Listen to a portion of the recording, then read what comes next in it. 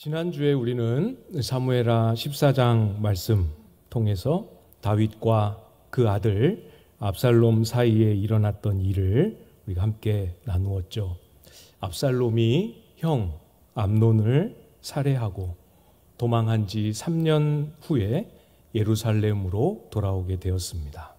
그렇지만 우리가 보았던 것처럼 돌아오기는 했지만 압살롬은 아버지 다윗의 얼굴을 보지 못하게 되는 이런 조치를 당하게 됩니다. 돌아와도 아버지와 만날 수 없는 상태로 또 2년의 시간이 흐르게 됩니다. 다시 이 압살롬이 요압을 불러서 중재를 요청하고 요압의 중재를 통해서 아버지를 겨우 만나게 되기는 합니다. 그렇지만 아버지와 재회하고 또 포옹하고 인사도 나누지만 압살롬은 15장에 들어오면서부터 다른 마음을 품게 되죠. 반역을 준비하게 됩니다. 압살롬은 예루살렘에서 왕궁으로 왕에게 재판이나 송사가 필요해서 찾아온 사람들을 가로채서 본인이 그들에게 호의를 베풀어 주고 백성들의 마음을 자기에게로 돌리는 이 일들을 오랫동안 시행하게 되지요. 성경은 이 압살롬의 행동이 백성들의 마음을 훔쳤다 이렇게 기록을 하고 있습니다. 이제 다윗의 집안에는 이제까지도 정말 작지 않은 일들이었지만 감당하기 정말 어려운 큰 풍랑이 또 다시 일어나게 됩니다. 압살롬은 자기의 무리들을 이끌고 헤브론으로 가서 왕을 자처하고 반역을 일으키게 되지요. 다윗의 입장에서 한번 생각해 보십시오. 이 고통의 크기가 얼마나 컸을까? 이 압살롬과 다윗이 재회를 한 후에 예루살렘 성 주변에서 압살롬이 왕에게 재판받으러 오는 사람들을 압살롬이 대신 이렇게 대화를 하고 풀어주더라 하는 소문을 다윗도 듣지 않았을까 저는 묵상하면서 그 생각을 해봤습니다. 그 소식이 다윗의 귀에 들어갔어도 그래서 백성들의 마음이 압살롬에게 기울어가는 것이 보인다 하더라도 그래도 압살롬이 반역을 일으킬 거라는 것은 상상도 못했을 거예요. 그렇지 않겠습니까? 아들이잖아요. 오늘 본문은 반역의 소식을 듣고 다윗이 기겁을 하고 생명의 위협을 느끼며 급히 피난길에 오르게 되지요. 그 피난길의 여정에서도 크고 작은 여러 만남들, 사건들이 있게 됩니다. 그 중에 한 사건을 기록한 본문이지요. 이것저것 챙기고 준비하고 살피고 할 겨를 없이 도망쳤습니다. 한참을 급히 젠걸음으로 도망쳐 나오다 보니 제사장과 레위 사람들이 따로 피난하는 행렬을 만나게 됩니다. 아마도 먼저 와서 만날 수 있는 지점에서 기다리고 있었던 것 같아요. 그 24절에 기록되어 있지요. 보라, 사독과 그와 함께한 모든 레위 사람도 하나님의 언약궤를 메어다가 하나님의 궤를 내려놓고 아비아달도 올라와서 모든 백성이 성에서 나오기를 기다리도다. 제사장 사독이 레위 사람들을 인솔해서 언약궤를 다윗성에 있던 언약궤를 메고 나왔습니다. 그 내용은 이렇게 보셔도 이해가 되시죠? 근데 여러분 잘 생각해 보십시오. 이것이 다윗이 언약궤를 메고 나오라 이렇게 지시해서 한 일이 아니었습니다. 레위 사람들과 제사장들이 의논을 했는지는 모르겠습니다만 그들 선에서 판단하고 결정하고 실행한 행동이에요. 언약궤를 메고 이 피난 행렬에 함께 해야겠다라고 판단한 제사장과 레위 사람들의 이 결정. 여러분 어떻게 생각하십니까? 여러 가지 면에서 이 언약궤를 들고 온 것은 굉장히 유익한 판단이고 행동이었습니다. 여러분 기억하실 텐데요. 다윗이 왕이 된 후에 얼마 되지 않아서 곧바로 언약궤를 예루살렘 다윗 성으로 옮겨오는 그 일을 시도하지 않습니까? 오랫동안 아무도 시도하지 않고 아무도 관심을 두지 않았던 이 일을 왕이 된 지 얼마 안 돼서 실행에 옮겼습니다. 그러니까 그렇게 언약궤를 귀중하게 여겼던 왕이시니 이 피난 행렬에도 이 언약궤를 챙겨서 가는 것이 왕의 마음이요 왕의 뜻일 것이다, 이렇게 판단을 한 거지요. 정말 잘 판단한 거 아니겠습니까? 그런데 이 행동 속에는 또 다른 유익이 있습니다. 정치적인 면에서, 순전히 정치적인 면에서 생각을 해봐도 그래요. 압살롬이 반역을 일으켰습니다. 생명의 위협을 느끼고 도망은 치지만 아직 합법적인 왕은 다윗입니다. 압살롬은 반역을 일으키긴 했지만 하나님의 기름 부음을 받아 세워진 왕도 아니었습니다. 그러니까 누가 봐도 아직 합법적인 왕의 지위와 신분을 유지하고 있는 다윗과 함께 언약궤가 있는 것이 마땅하지요. 언약궤가 어디 있느냐? 다윗 왕과 함께 있다 했을 때 다윗 왕이 하나님의 임재와 동행하심을 가지고 있는 것처럼 보기에 아주 좋은 그런 조치였던 것이죠. 왕의 입장에서 봐도 마찬가지입니다. 일부러라도 그거 좀 챙겨서 가지고 오십시오 할 만한 일이에요. 특히 지금처럼 왕의 자리와 왕의 신변이 위태로운 순간에는 신앙적으로든 심정적으로든 언약궤가 함께 있을 때 마음의 위로와 힘이 더 많이 되지 않겠습니까? 이런 모든 유익이 있음에도 불구하고 여러분 아시는 것처럼 다윗은 반대했습니다. 25절이죠. 왕이 사독에게 이르되 보라, 하나님의 궤를 성읍으로 도로 메어가라. 만일 내가 여호와 앞에서 은혜를 입으면 도로 나를 인도하사 내게 그 궤와 그 계신 데를 보이시리라. 언약궤를 도로 예루살렘 성으로 가지고 가라 말합니다. 다윗은 언약궤가 필요 없었습니다. 언약궤가 주는 정치적인 유익 필요 없었습니다. 언약궤를 가지고 갈 때 누릴 수 있는 심정적인 안정감과 위로, 마음의 든든함, 이것도 필요 없었습니다. 언약궤를 가지고 있다는 그 사실이 외부적으로 보여주는 종교적인 주도권, 이것도 필요 없었습니다. 다윗은 언약궤가 아니고 이 언약궤가 상징하는 바, 그 가운데 임재하시는 하나님 그분을 신뢰하기로 작정한 것이죠. 다윗은 언약궤 대신에 하나님의 은혜를 붙잡았습니다. 만일 내가 여호와 앞에서 은혜를 입으면 도로 나를 인도하사 내게 그 궤와 그 계신 데를 보이시리라. 은혜를 입으면, 여호와 앞에서 은혜를 입으면 원래 있었던 그 자리로 돌아가 궤를 보게 하시고 궤 앞에서 하나님 계신 것을 보게 하시고 그분을 예배하게 하실 것이다. 정말 그렇지요? 이런 상황일수록 특별히 더 은혜를, 우리 하나님이 베푸시는 은혜를 붙들 줄 알아야 합니다. 여러분, 다윗은 목동 시절에 양을 돌보며 지내던 그 시절에도 하나님의 은혜를 경험하며 살았습니다. 골리앗 앞에 갔을 때 사울왕 앞에서 다윗이 했던 말 기억하시죠? 하나님이 나를 사자와 곰의 입에서도 건지셨습니다. 양치는 데서 불러내어 기름 부어 왕을 세우신 것도 하나님의 은혜였습니다.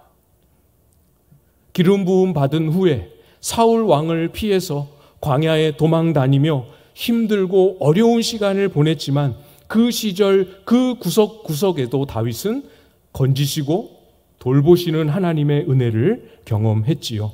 왕이 된 이후에 많은 전쟁을 감당하는 힘겨움과 수고를 지나왔지만 그 모든 과정 속에서 승리하게 하신 것도 하나님의 은혜였습니다.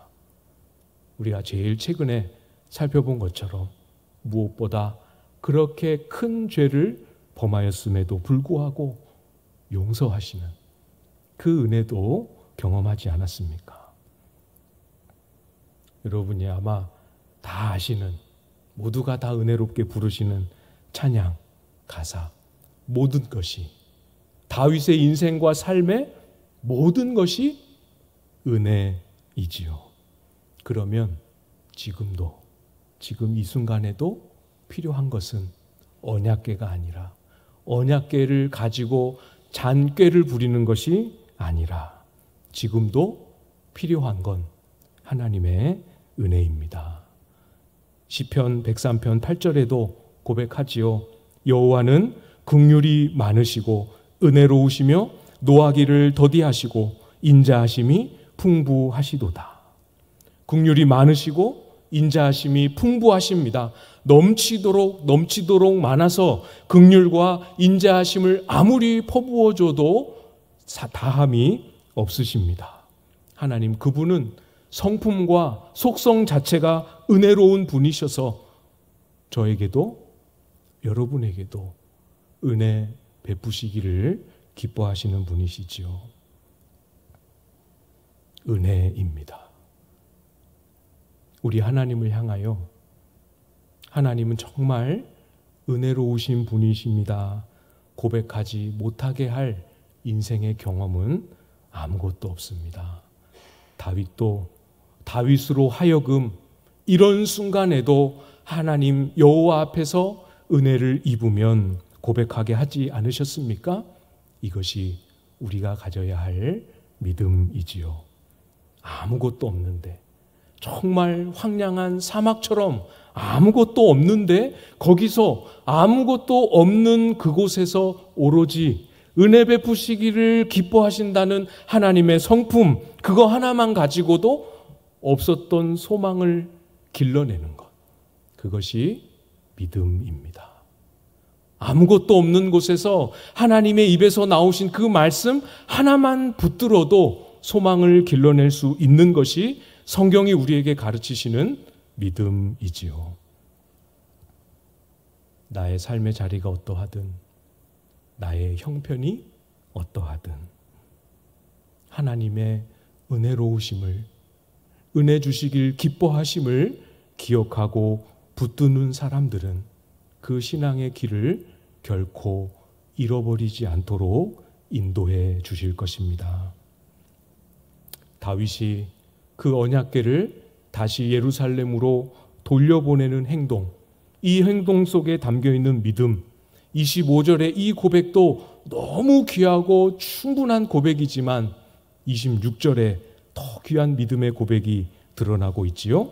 26절을 보시면, 그러나 그가 이와 같이 말씀하시기를 내가 너를 기뻐하지 아니한다 하시면 종이 여기 있사오니 선이 여기시는 대로 내게 행하시옵소서 하리라. 25절에 고백했던 내용과 정반대되는 상황을 머릿속에 떠올리면서 고백하고 있습니다. 내가 너를 기뻐하지 아니한다 하시면 무슨 의미겠습니까? 지금 압살롬 아들의 추격에 의해서 도피처로 광야로 도망 다니고 있는 이 시점, 이 상황이 다윗의 이스라엘 왕으로서의 부르심의 마지막 시간이다. 여기서 끝이다. 이렇게 말씀하시면 그런 의미죠. 다윗을 진짜로 기뻐하시지 않는다라는 것이 아니라 여기가 부르심의 끝자락이라고 말씀하시면 이런 뜻입니다. 그렇게 말씀하셔도 제가 받아들이겠습니다. 이렇게 고백하는 거죠. 받아들이기만 한 게 아닙니다. 선이 여기시는 대로 내게 행하시옵소서.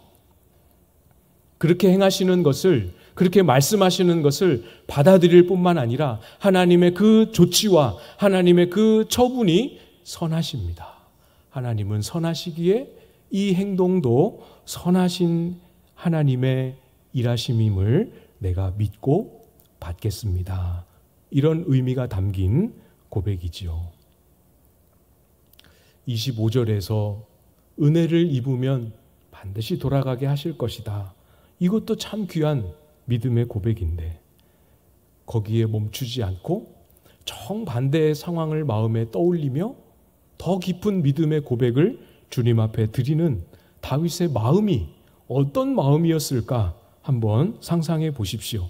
틀림없이 다윗 속에는 하나님을 붙들고 있습니다. 하나님을 신뢰하고 있습니다. 그렇지만 하나님을 신뢰하지만 조금도 의심하거나 원망하지는 않지만 지금 처해 있는 이 상황은 마치 이제 왕으로서의 나의 삶은 여기가 마지막이 되는 것 아닌가, 이 생각을 지울 수 없게 만드는 상황이라는 것이죠.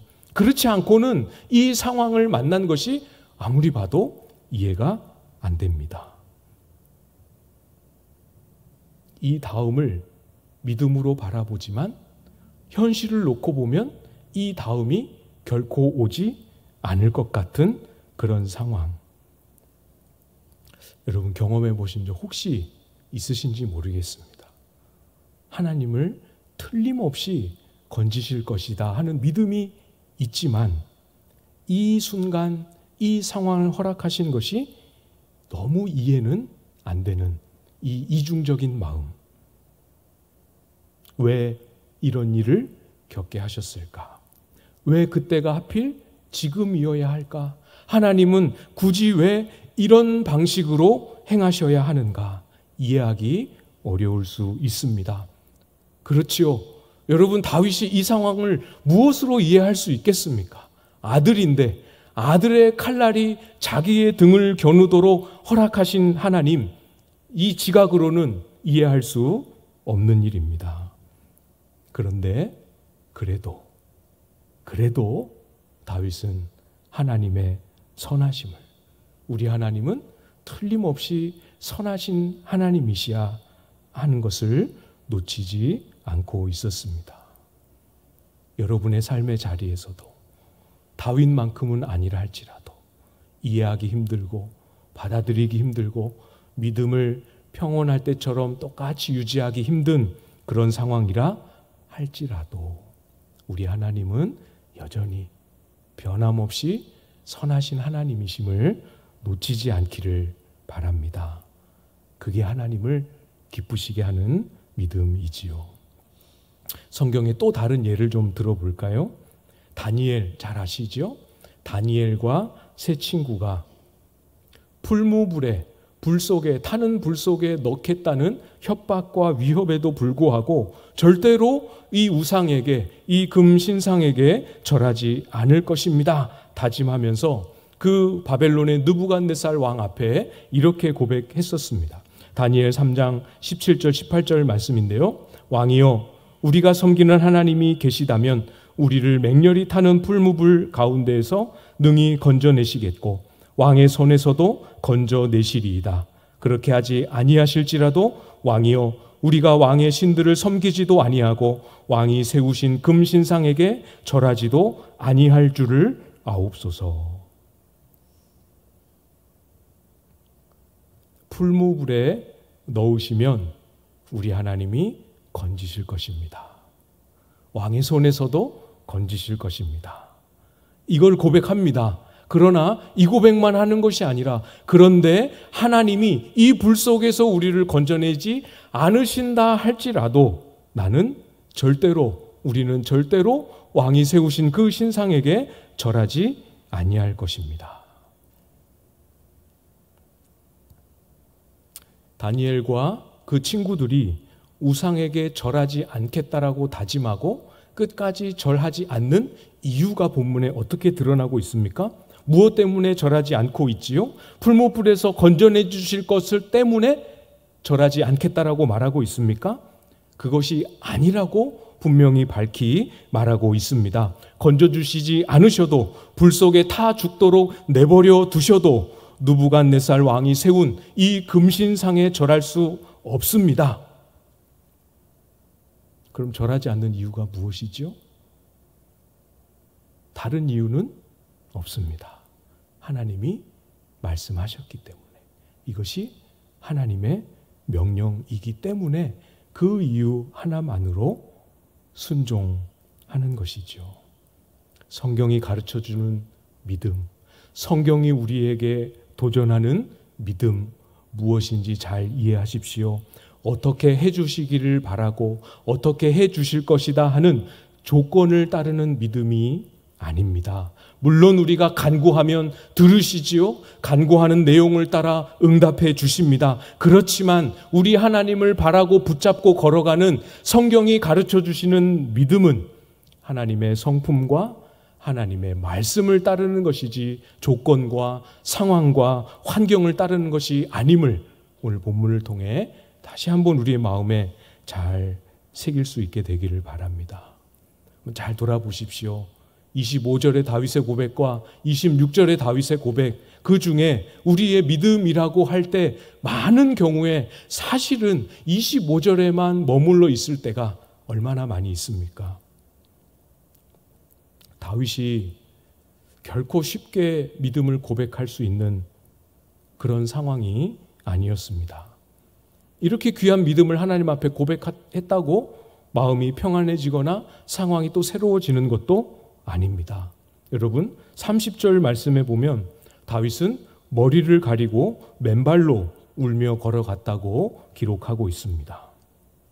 머리를 가렸다라는 것은 어디 말로 표현할 수 없는 수치, 부끄러움, 고통, 슬픔을 느낄 때 이스라엘 백성들이 하는 행동입니다. 머리를 가리거나 머리에 재를 뒤집어 쓰거나. 얼마나 다윗이 여전히 믿음을 고백하는 과정도 고백한 후에도 여전히 고통을 안고 있었는지 잘 보이시지요? 맨발로 걸어갔다라고 말합니다. 밖에서 이 흙밭을 맨발로 걸어가는 것은 딱 한 부류의 사람들만 합니다. 누군지 아시겠지요? 노예들만 합니다. 왕이 하나님 앞에서 뭘 더 바라겠습니까? 이게 다 잃어버린 거나 마찬가지죠. 모든 것을 하나님한테 다 맡기고 정말 빈털터리요 노예와 같은 마음으로 그 피난길을 걸어가고 있습니다. 여러분, 자기가 섬기는 자기의 왕이 머리를 가리는 수치와 맨발로 걸어가는 굴욕과 아픔을 겪으며 울며 가고 있습니다. 그걸 본 백성들도 같이 머리를 가리고 울며 걸어가고 있습니다. 여러분, 그런데 다윗에게 이런 어려움과 이런 부끄러움과 이런 고통이 닥쳐왔다고 해서 그동안 다윗이 가지고 있었던 믿음, 지금도 여전히 붙들고 있던 그 믿음이 가치 없거나 의미 없다 이렇게 말할 수 있겠습니까? 여전히 다윗의 울음이 그치지 않았다고 해서 언약궤를 돌려보냈던 다윗의 믿음이 아무 소용이 없다 이렇게 말할 수 없는 것이죠. 그러나 우리의 삶의 걸음을 들여다보면 얼른 어려움이 해소되지 않을 때 우리의 믿음의 기도, 우리의 믿음의 고백, 우리의 믿음의 순종을 부정하고 내려놓고 포기하고 중단하려는 유혹이 우리에게 얼마나 많이 찾아옵니까? 우리는 이 사건의 결말을 압니다. 아시죠? 나중에 보면 압살롬은 죽게 됩니다. 그리고 다윗은 예루살렘으로 다시 돌아오게 되지요. 예. 설명하자면 25절에 고백한 믿음대로 예루살렘으로 돌아오게 해 주십니다. 그렇지만 이 결과를 보고 다윗의 믿음의 어떠함을 그 가치를 이해하려고 하면 안 되지요. 예를 들어서 가상으로 우리가 상상을 해볼 때 다윗의 인생의 왕으로서의 삶이 정말 여기서 끝나고 다시는 예루살렘으로 돌아가지 못하게 되는 그런 일이 벌어진다 할지라도 지금 다윗이 언약궤를 돌려보내며 하나님을 향하여 했던 이 믿음의 고백은 똑같은 가치를 가집니다. 일의 결과와 상관없이 진행되어지는 상황과 상관없이 다윗의 25절, 26절의 고백은 똑같이 하나님을 기쁘시게 하는 믿음이지요. 사랑하는 여러분, 기도 제목 많이 있으시죠? 우리의 기도 제목들 중에 다른 것보다는 상대적으로 조금 더 아프고 조금 더 마음이 눌리고 무거운 더 오랫동안 기도하고 있는 제목들도 있으시지요. 때로는 그거보다 그 무게가 더 크고 힘들어서 기도의 제목으로 올리고 편안하게 기도하지 못하고 하나님이 나에게 왜 이렇게 하시는지 모르겠다, 그런 마음 드시는 분들도 있으실 수 있습니다. 그렇지만 그 기도, 그 여러분의 기도 제목과 상황을 하나님 앞에 아뢰는 기도 해야지요. 하셔야 합니다. 그러나 한편에 우리의 마음을 잘 돌아보면 그 어려움과 무거움과 아픔도 있지만, 하나님 왜 이러실까 하는 마음도 있지만, 우리의 마음 한켠을 들여다보면 여전히 우리의 마음속에 하나님을 기쁘시게 하고 싶은 선한 열망과 사모하는 마음도 우리 속에 있지 않습니까? 그 마음, 오늘 그 마음을 주님 앞에 여러분의 말, 여러분의 목소리로, 여러분의 고백으로 올려드릴 수 있으면 좋겠습니다.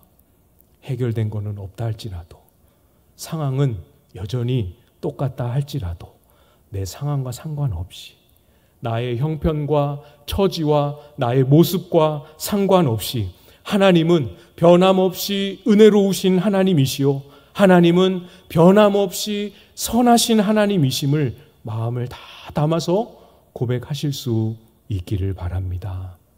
하나님은 미쁘신 분입니다.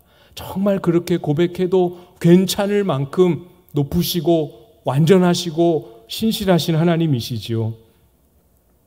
우리 하나님을 그렇게 바라보고 그렇게 붙잡는 믿음이 오늘도 우리의 이해하기 어려운 힘겨운 삶의 걸음 속에서도 우리의 길을 잃지 않고, 앞은 하나도 보이지 않지만 지나보면 그것이 하나님의 길이었음을 알도록 우리의 길을 신실하게 이끌어 주시기를 우리 예수님의 이름으로 축복합니다.